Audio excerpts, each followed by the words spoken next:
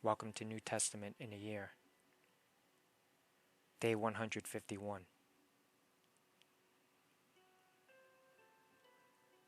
And continuing in John 11. Now, Jesus had not yet entered the village, but was still at the place where Martha had met him. When the Jews who had been with Mary in the house, comforting her, noticed how quickly she got up and went out, they followed her, supposing she was going to the tomb to mourn there.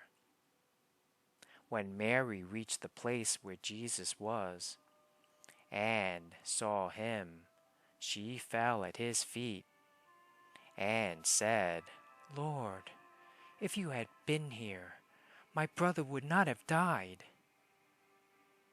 When Jesus saw her weeping, and the Jews who had come along with her also weeping, he was deeply moved in spirit and troubled.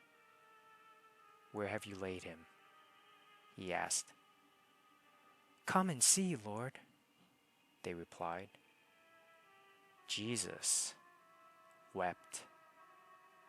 Then the Jews said, "See how he loved him?" But some of them said, "Could not he who opened the eyes of the blind man have kept this man from dying?" Jesus, once more deeply moved, came to the tomb. It was a cave with a stone laid across the entrance.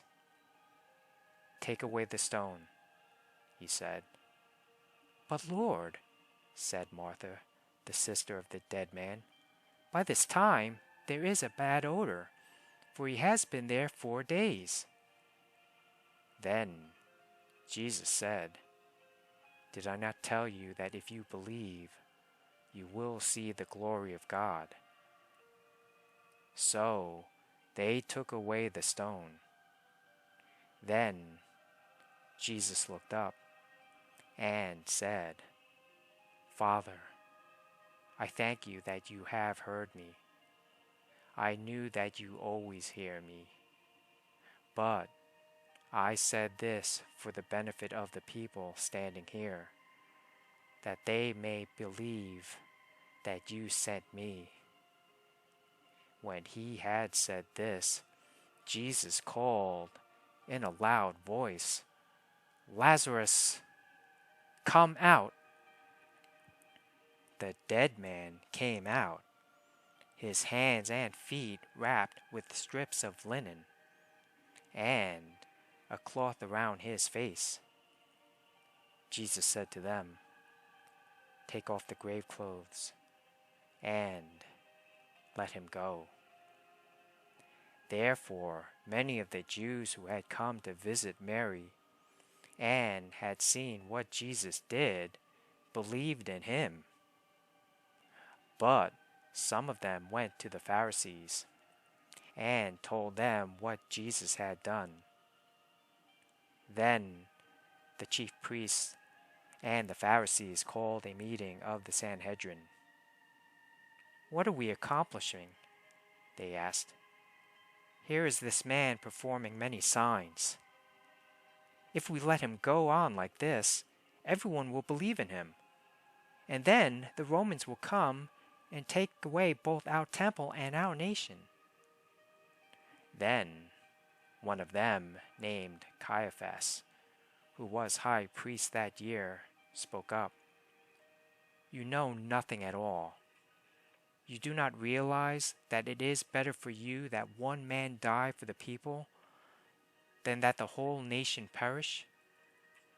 He did not say this on his own, but as high priest that year, he prophesied that Jesus would die for the Jewish nation, and not only for that nation, but also for the scattered children of God, to bring them together and make them one.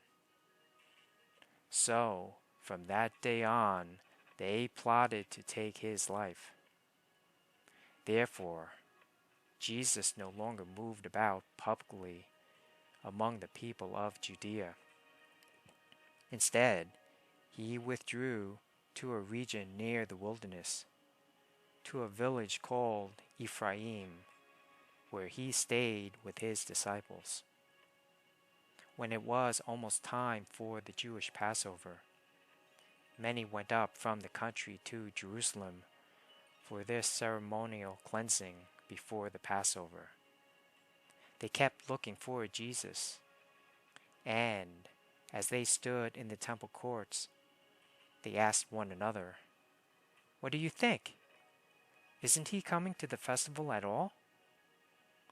But the chief priests and the Pharisees had given orders that anyone who found out where Jesus was should report it, so that they might arrest him.